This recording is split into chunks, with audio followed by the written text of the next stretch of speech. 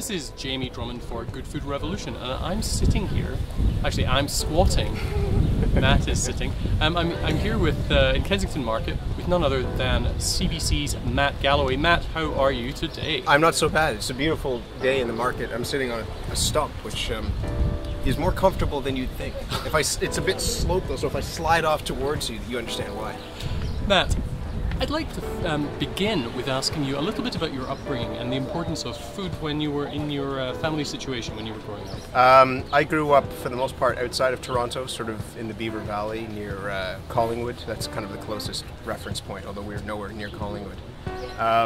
And it was a very farm-like community. We didn't live on a farm or anything like that, but we had a lot of friends who lived on farms, and I was able to have contact with the people who were growing our food. There were farmers markets before you called them farmers markets, because you'd buy things from the people just down the road who had chickens, or you'd go and buy a side of beef from somebody around the corner who had cattle. And that was a wonderful way of getting used to food, not just being shrink wrapped in a grocery store, but actually coming from an animal or from a field just down the road from you. So you were very cognizant of that from an early age? Yeah, I mean, it was never anything more than just that's where you got your food in part. That you could go to the farmer and get eggs, or you bought meat in particular directly from the farm. We never took, I mean, we never had any high-end sort of food production going on in our house, but our house was very much based around family, and so we all ate dinner together almost every night. I mean, it was a really important thing for us to be involved at the table. And my dad is a great cook, my mother's a wonderful cook, and they introduced me to the joys of community and food and why that's really important. And that's something that we do in our family now. We all sit around together every night, or as often as possible if I'm not out doing something, having dinner at the big table and talking about what happened that day. Now, I actually wanted to ask you about that. With your position doing CBC's morning time show, how does that affect the family dining schedule? It doesn't really, for the most part, other than the fact that I'm the one who's now home and able to make dinner, because I go to work at 4 o'clock in the morning and I'm usually home by 12 or 12:30 if I'm not out doing something. So I pick my kids up, we often cook food together, and we all, my partner and my 2 kids and I, will sit around and have dinner at 6 or 6:30 whenever she gets home from work. And it's wonderful. We work really, really hard to ensure, and I limit the amount of times that I'm out in the evening so that we can have that routine, because it's just great for our kids. Now, how do you feel about Toronto as a food city, a restaurant city and a food city? As a food city, I love it. I mean, the restaurant side of it, I'm less familiar with now, in part because I go to bed at 9:30 at night, and late nights in particular, standing in line for restaurants or sitting in restaurants until the wee hours of the morning in the middle of the week just doesn't work for me anymore. But as a food city, it's a wonderful place. And we talk a lot on our show, and I've talked a lot in the past about diversity and what makes this city. And the things that make the city unique are the fact that we have the entire world represented here. I mean, you see this in Kensington Market. It's just this incredibly diverse place, and it's unlike anything else in the world. And the easiest way for people to connect with that diversity and make that come alive and make it sound more than just like a great slogan is through food. If you are interested in different kinds of food, you can walk for 5 minutes that way and go to Chinatown. You can go to a great Japanese restaurant that's in the middle of Chinatown. You can go to Parola, which is the Mexican grocery store. You can go and get some chorizo across the street. You can go to the Chilean empanada place, Jumbo Empanadas, just up the road. And that's an amazing opportunity, because you are able to create these sort of intersections between culture in a way that would be really difficult otherwise. Food just opens the door, like music does and like sport can do occasionally, into those kind of cultures that otherwise those doors can be pretty closed, and it can be pretty awkward to go into those communities, and if you aren't really comfortable with those communities. Now, Beijing aside, have you had much of an opportunity to travel over the last few years, and what have you discovered on a gastronomic level? China was wonderful. We ate ourselves silly when we were in China.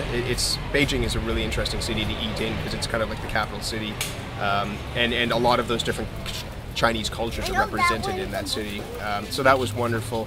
We just came back from a trip to Paris, my partner and I, and we ate ourselves again into a coma over and over again at the recommendation of some wonderful people. Mark Bittman from the Times was really generous in recommending some amazing places. This restaurant called Chez Denise, which we went to a couple of times, and it's so over the top and so intense, and the platters of food are almost as big as this stump that you really leave feeling as though you've been through something really intense and you can't wait to go back. So we went a couple of times there. But for the most part, our eating is spent at our house. We have a wonderful little kitchen, or a good-sized kitchen, and a great little backyard, and our door is always open, and my friends know that, and people are welcome sort of all the time. And so we're always cooking for other people and creating that sort of communal appreciation for food in our place. Speaking of that, like a bug just flew into my eye.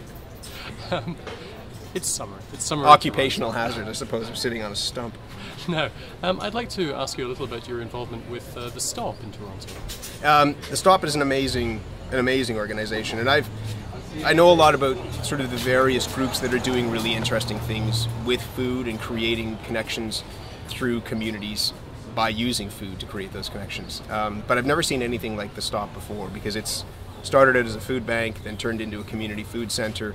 It's a place where people go on an urgent need to get food. I mean, there are luncheons and dinners there to make sure that people have enough to eat.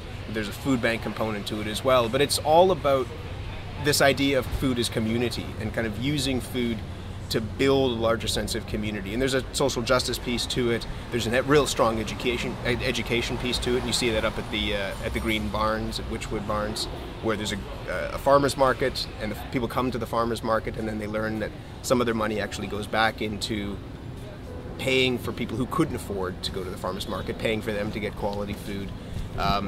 There is that community piece that's really at the heart of it, and that's what makes me excited to be involved in it. Is you use food as a way to bridge gaps, not just between cultures, but between incomes. So it's not just high and low, but high, low, and middle. And the people who are all in those various stratas are able to come together around a table through something like food, and that's an amazing thing.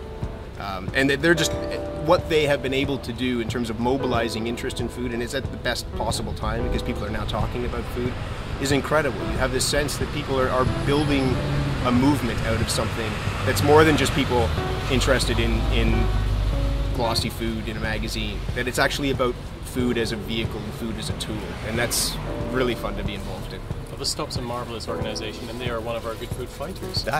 See? It's like a nice little closed loop, and that's the kind of the great thing. I mean, you guys are doing this kind of work. The Stop's doing that sort of work. Real Food for Real Kids are doing that sort of work. There are all these different groups that are operating in different parts of the city, but with the same sort of mission. Yes, yeah. And that's fun. I mean, this is a really exciting time to be involved in that. Food is just sort of one aspect of it, but it's about ensuring that the city that you live in and the city that you love is a fair city for everybody, and that food equity piece, that idea that good food should be available to all sorts of people, yes, not just to those who can afford to go to a fancy farmer's market, really comes alive and is more than just, again, a nice little talking point. Matt Galloway, thank you very much for joining us today for Good Food Revolution in Kensington Market. Thank you for taking the time out of your day. Cheers, no worries. Because I know you're a very busy man, and we look forward to catching up with you sometime very soon. Thank you very much, Jamie.